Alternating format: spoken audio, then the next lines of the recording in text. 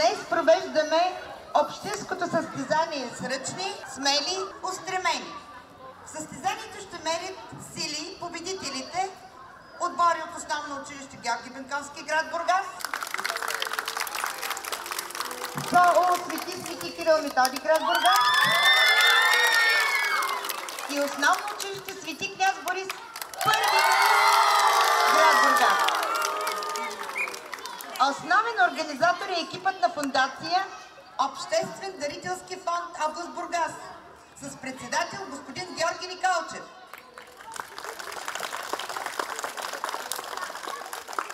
Имам удоволствието да ви представя и нашите официални гости. Господин Георги Николчев, господин Николай Станков, старши експерт в дирекция образование община Бургас. Давам думата на господин Георги Николчев. Добър ден на всички! Добре дошли, мили деца! Това състезание сме го направили за вас. Наистина да можете в екип да се борите за тези купи, които сме ги сложили отзад. И нека най-добрите от вас да победят и следващата година тези, които станат в следващия клас, вече да са готови за следващото състезание. Пожелавам на всички отбори успех! Давам думата на госпожа Галина Жишева, директор на основно училище Свети княз Борис I, домакин на това състезание.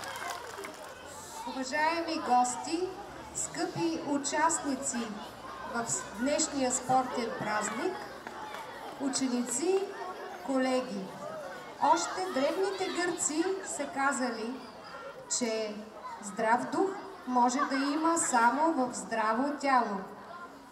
Спортът винаги е равностоен на добро здраве, на добро настроение, самочувствие и борбеност. Затова аз се радвам, че нашето училище е домакин на това състезание, в което участват най-добрите отбори от град Бургас, защото отборите, които са тук, са спечелили първенството в своите училища. Откривам състезанието здрави, смели, устремени. На добър час и достойно представяне на всички отбори. Поздравявам всички отбори, които сте стигнали до тук. Искам да ви пожелая успех от името на община Бургас. За мен е радост да ви видя, че сте тук, защото съм тясно свързан с спорта в училищата. Така че се надявам, като пораснете още малко, да се видим и на ученическите игри. А за сега ще се изявявате в състезанията, които господин Николчев ви е подготвил, за което го поздравявам. Поздравяваме домакините от ПОУ Княз Борис.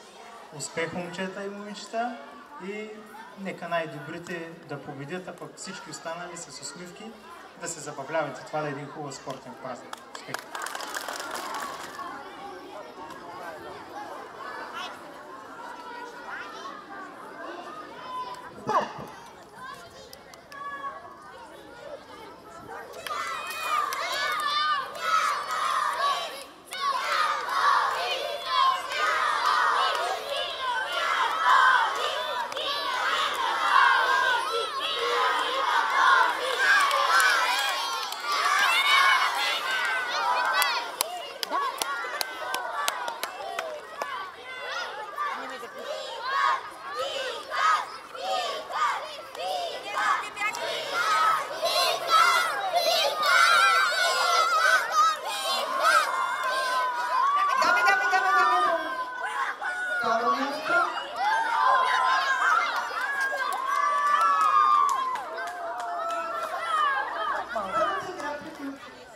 Готови?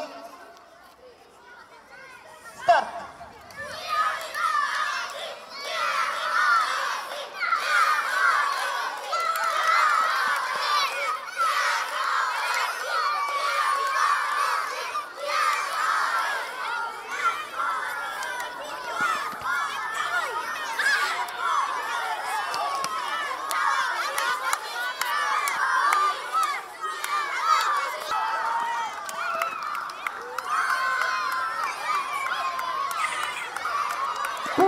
се тръпне от отвара веднага. Публиката. Втори. Готови. Старт.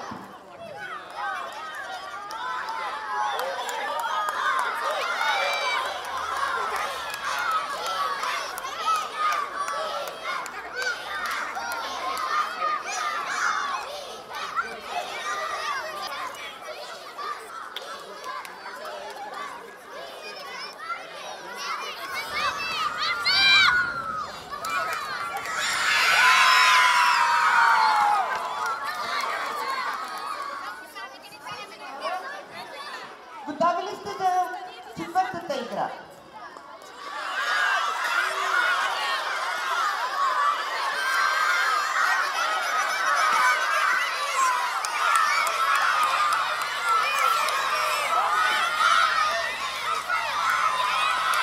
Браво, браво, браво! Мисля, че играта приключи.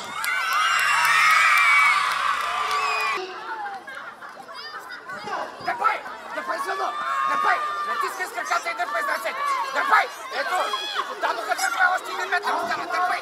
Дърпай още 1 метър! 10 сантиметра дърпай! Браво, браво, играта! Браво! Сега остава отбора на Бенковски, заедно с отбора на Борис. Старт! Дърпай!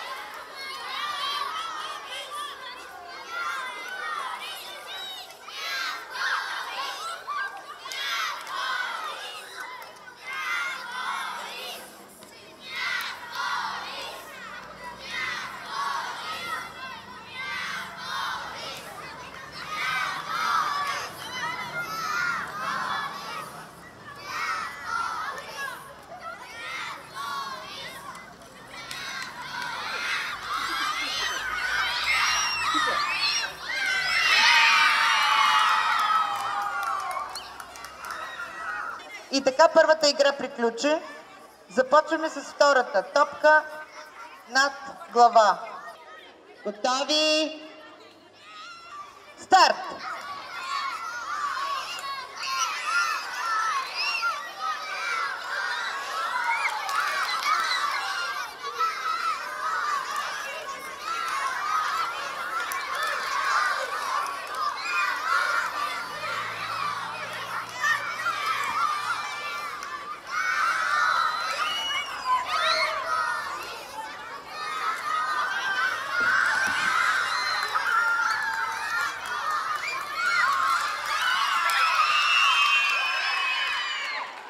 Браво, браво! Почти равностойни този път обаче победиха Кирил и Методи. И сега, третата игра е играта с обръчи на една ръка разстояние отборите.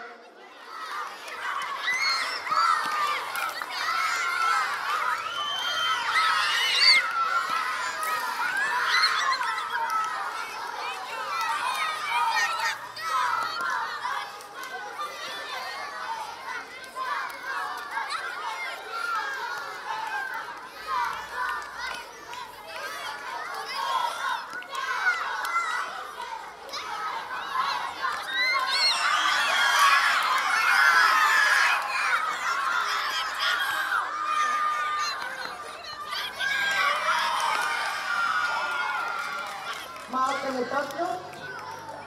и отбора на Свети князи на второ място. Първите князи бяха добре, като зад него вдигано, прекава го през тялото си, каквато се бе.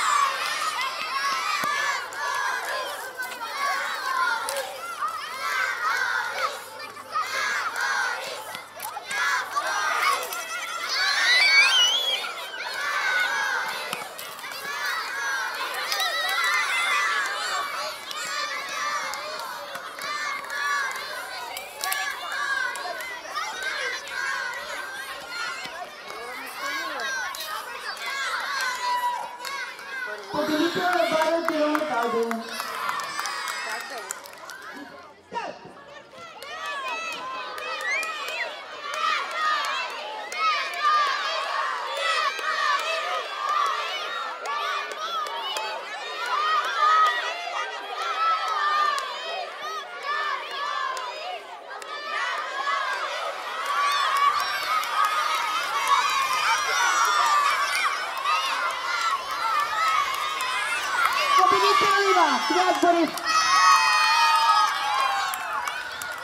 И така да играем и същата игра с трети класове.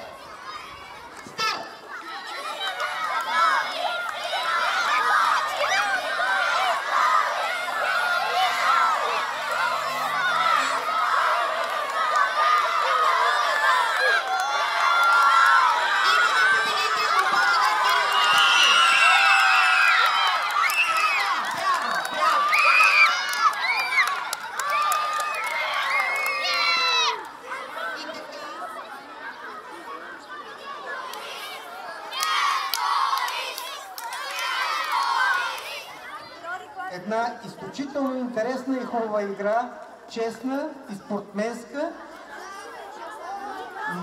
Вижте, винаги има победители, има и победени. Така че спортменството е преди всичко. Искам да зачита резултатите. До втори клас на първо място са Княз Борис. На второ място са Георги Бенковски. Извинявам се много. И на трето място са Кирил и Методи. Капитаните на отборите от втори клас да заповядат. Кирил и Методи. Честито. Другия път, при следващата игра, следващата година, да станете първи. На второ място, Бенковски, заповядайте, покажи я на всички. И на първо място, Княз Борис.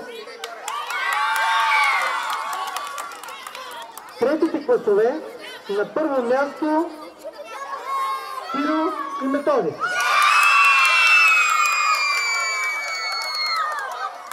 На второ място, Княз Борис.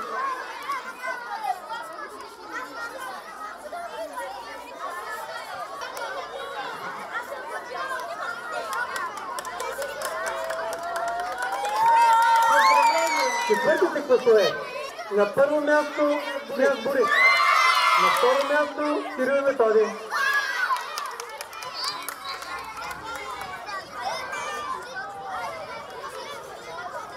Второ място Кирил и Методи. Първо място Ян Бурев. Сладките търбички. Търбичките лакомства.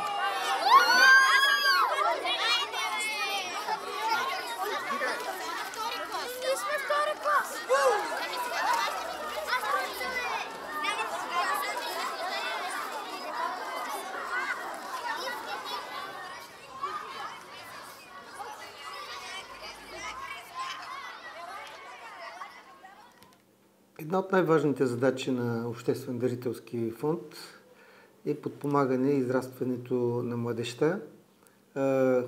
Младежта, за да е продуктивна, тя трябва преди всичко да е здрава, да работи в екип. Затова и ние организирахме едно състезание "Бързи, смели, устремени".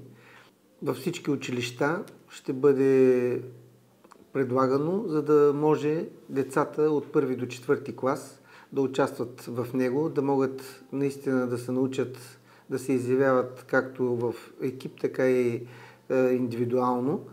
И накрая ще направим едни областни състезания между всички училища, за да се излъчат най-добрите класове, които имат най-добра физическа подготовка. Затова и ежегодно започваме състезанието първо в град Бургас, между повече училища, а след това вече и в областта. Ролята на децата е изключително важна. Това се вижда и от самите състезания. Те обичат да има такива инициативи, в които те могат да покажат както индивидуалните си качества, така и да покажат и своите физически умения. Състезанието се ползва с изключителен интерес между всички ученици, при които е провеждано. Обществен дарителски фонд заедно с фондацията Работилница за гражданска инициатива подпомага всички тези дейности на училища и неправителствени организации, които развиват в младежта както съвместната работа, така и тяхното израстване като едни добри граждани на нашата държава.